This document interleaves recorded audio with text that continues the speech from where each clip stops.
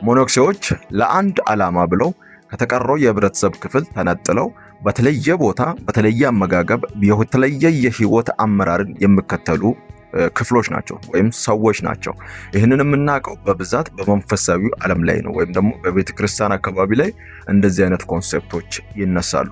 ስለዚህ እነዚህ ሰዎች ለአንድ መንፈሳዊ እድገት ወይም ደግሞ በህይወታቸው ውስጥ መድረስ ለፈለጉበት የመንፈሳዊ እድገታቸው ደረጃ የተቀረውን የህብረተሰብ ክፍል በመተው ህብረተሰቡ የሚኖርበትን ህይወት 100% ማለት ይቻላል ተቃራኒ የሆነን ህይወት በመኖር በዛ ቦታ ላይ የሚያካሂዱት የህይወት ጉዞ ነው። ስለዚህ ነግረሃለሁኝ በህይወት ውስጥ ማሳካት የምትፈልገው ነገር ካለ ሞንክ ሞድን መጠቀም ይኖርብሃል። ይሄም ለጓደኞች ነግረህ ለቤተሰቦች ነግረህ ለተወሰነ ጊዜ ወደ ራስህ ብቻ ትኩረት የምታደርግበትና በዓላማ ላይ ፎከስ አድርገህ ያንን እቅድን የምታሳካበት ህይወት ያስፈልጋል። ምክንያቱም በህይወታችን ውስጥ እኛንም ዲስትራክት የሚያደርጉን ወደ አቀርንባቸው ዓላማዎች እንደምንፈልገው እንዳንደርስ የሚያደርጉን ነገሮች በአካባቢያችን ላይ ብዙ እንደሆኑ ይታወቃል። ያ ብቻ አይደለም።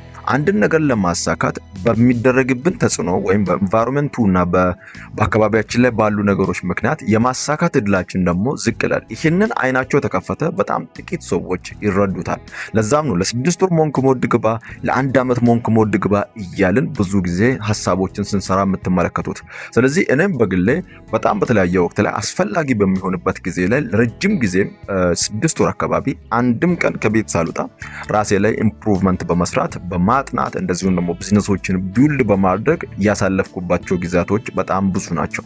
ስለዚህ እንደዚህ አይነት ነገሮች አስፈላጊ በሚሆኑበት ሰዓት ላይ ሙሉ ለሙሉ ሞንክ ሆነን ወይም ደግሞ እንደ ሞኖክሲ ሆነን እንኖራለን ሳይሆን በሚያስፈልግበት ጊዜ ላይ እንዴት ነው በህይወታችን ውስጥ ልንጠቀም የምንችለው ነው የዚህ ቪዲዮ ሐሳብ።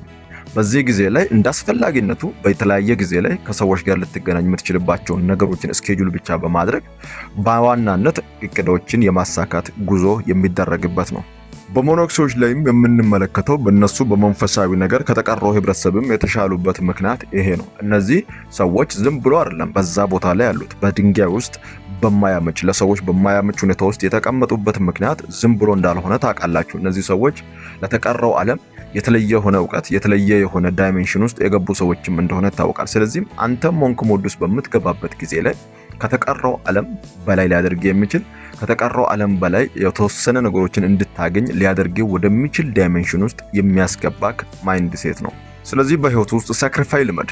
ለህልም ስትል ለእቅዶች ስትል ራስን መለየት ልመድ። ለተወሰነ ጊዜ ለ3 ወር ሊሆን ይችላል ለ6 ወር አስፈላጊ ከሆነም ለ1 ዓመትም ለ2 ዓመትም መጥፋት ካለብህ መጥፋት ያስፈልጋል።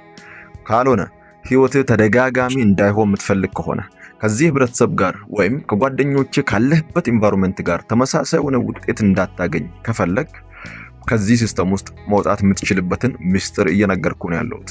ሞኖክሲዎች በዚህ ቦታ ላይ በሚሆኑበት ጊዜ ላይ ህይወታቸው ብቻ አይደለም የተለየ የሆነው እዛም ከገቡ በኋላ የአመጋገብ ስታይላቸው ወይም ደግሞ የአመጋገብ ሁኔታቸው በዚህ ላይ ትኩረት ያደረገ እንደሆነ ይታወቃል። ስለዚህ ሞንኮች የሚበሉት ምግብ እዛ ውስጥ በሚኖሩበት ጊዜ ላይ የተለየ ሐሳቦች ወደ እነሱ እንዳይመጡ የተለየ አካሄድ እንዳይሄዱ ከአመጋገብ ጀምራቸው ከፍተኛ ጥንቃቄ የተሞላበትን ህይወት ራን የሚያደርጉ ሰዎች ናቸው።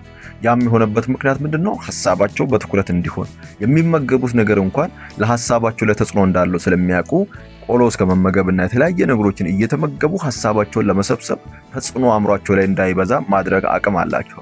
ስለዚህ አንተም በሞንክ ሞድ ውስጥ በምትሆንበት ጊዜ ላይ የምትመገበው ነገር ማለት የምትሰማው ነገር የምታነበው ነገር እንደዚሁም ደግሞ በህይወት ውስጥ የምትከተላቸው ስትራቴጂዎች በሙሉ ያንተን ሐሳብ ያንተን እቅዶችን የማሳካት ወይም ወደዛ ዓላማ አንተን የማድረስ አቅማቸው በጣም ከፍተኛ እንደሚሆን ከዚህ ሐሳብ መረዳት ትችላለህ።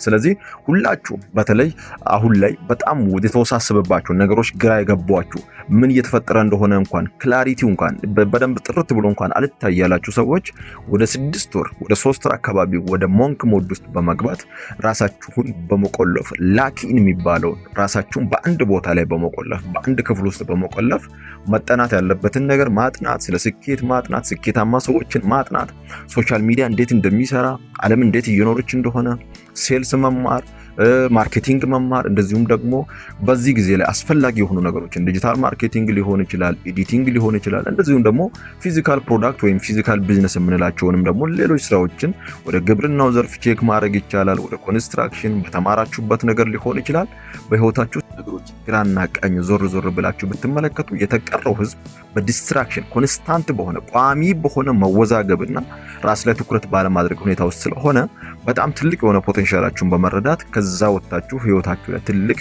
ለውጥ እንደምታመጡ ምንም ጥርጥር የለውም። ለኔ ከሰራልኝ እኔ ተጠቅሜ ከዩኒቨርሲቲ ድሮፕ አውት አድርጌ ወዴት እንደሚሄድ አቅጣጫዬን እንኳን ማላቅ ነበርኩ ልጅ በዛ ሰዓት ላይ ወጥቼ ለ6 ወር ሞንክ ሞድ ውስጥ በመግባት ህይወቴ ላይ በጣም ብዙ ትልቅ ለውጦችን ማምጣት ከቻልኩኝ ለሁላችሁም የሚጠቅም ስትራቴጂ ስለሆነ ምናልባት ከዚህ ቪዲዮም ውጪ ዩቲዩብ ውስጥ ብትገቡ በኢትዮጵያኖችም እንደዚሁም ደግሞ በውጪዎችም በጣም ብዙ በዚህ አይዲያ ላይ የተሰሩ ቪዲዮችን ልታገኙ ስለምትችሉ መደረግ ያለበትን ጥናቶችን አድርጋችሁ በህይወታችሁ ላይ አፕላይ ብታደርጉ በትንሽ ጊዜ ውስጥ ትልቅ ለውጥን የምታገኙበት በተለይ አእምሯችሁ ወዴት አቅጣጫ መሄድ እንዳለባችሁ በጥራት የሚገነዘብበትና የሚያይበት ጊዜ ስለሚሆናችሁ ይሄንን ነገር በመጠቀም ህይወታችሁ ላይ አፕላይ ብታደርጉ ትልቅ የሆነ ውጤት ታገኛላችሁ። ከፊታችን ላለው 2019 ምናልባት ልትጠቀሙ የምትችሉት የመጨረሻ የቀራችሁ ስትራቴጂ እቺ ልትሆን ስለምትችል ትጠቀሙበታላችሁ ብዬ ነው ዛሬ ይህንን ሐሳብ ያቀረብኩላችሁ።